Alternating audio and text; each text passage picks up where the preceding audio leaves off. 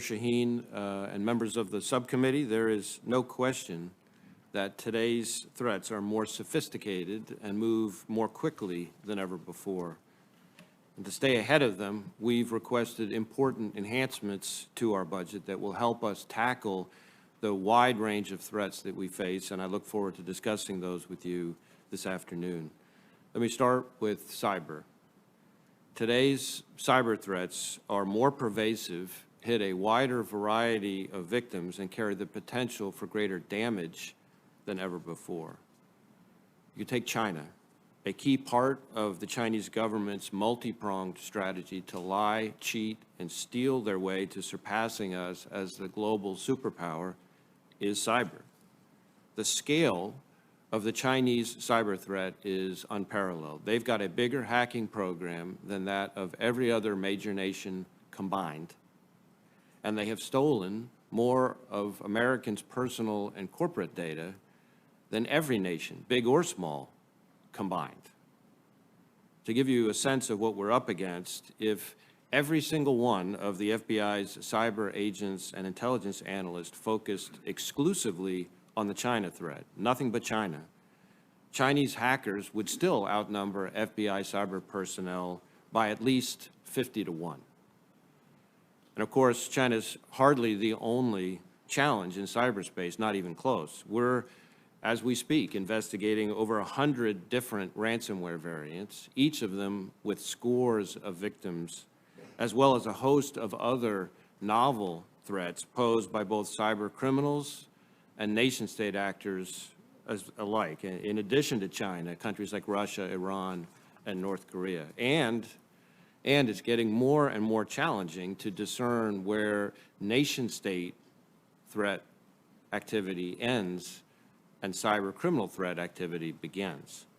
Recently, we've seen cyber attacks targeting the critical infrastructure and services that ordinary Americans rely on every day. I'm talking about places like hospitals, schools, 911 call centers. And the FBI has investigations into destructive attacks like these all over the country in communities both large and small, which is why in this year's budget request, you will see our need for 192 more cyber positions and a little over $63 million.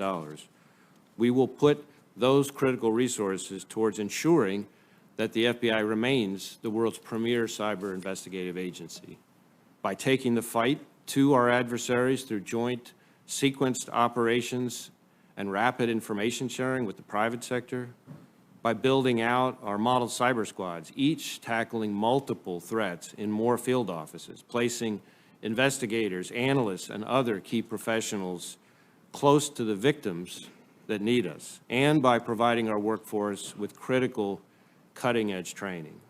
Our opponents in this space are relentless, and we need your help to ensure that we've got the resources to keep responding in kind.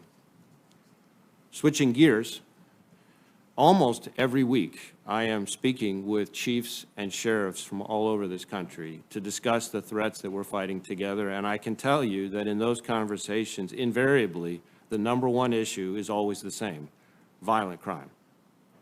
Last year, working with our state and local partners through our hundreds of FBI-led violent crime task forces, we arrested more than 20,000 violent criminals. That's an average of 55 bad guys per day, every day, taken off the streets. As part of our FY24 budget, we're requesting an increase to build on our efforts to combat the rising violent crime that affects so many communities all across this country.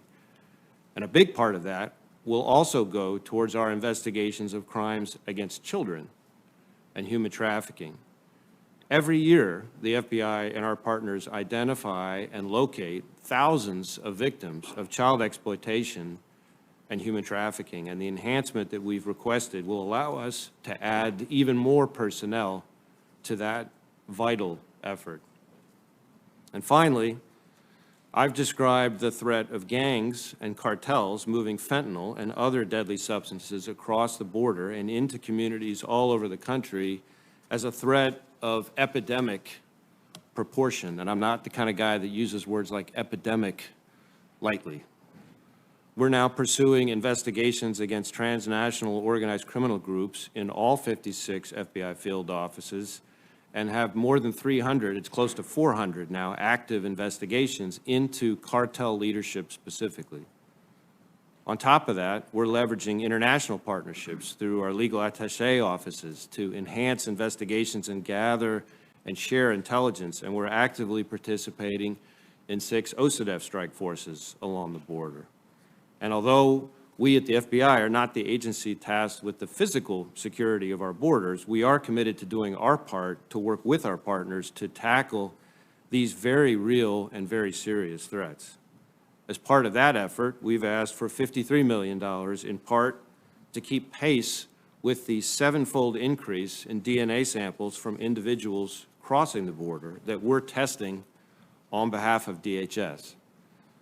Over the past couple of years, we've provided critical DNA testing support to 223 investigations, including more than 100 sexual assaults and a dozen homicides, all based on matches from DNA samples collected at the border by Customs and Border Protection. And we expect that volume to increase as border crossings increase, and we need your support to continue to process these samples, which so often provide the missing piece of the puzzle to solve serious violent crimes that might otherwise go unsolved if we're not able to process those border crossing DNA samples.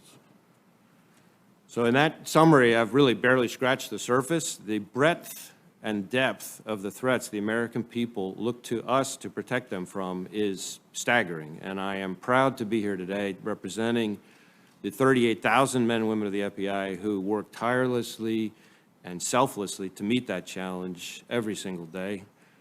And I want to thank you for your support of our men and women in helping us carry out that mission, and I'm happy to answer any questions.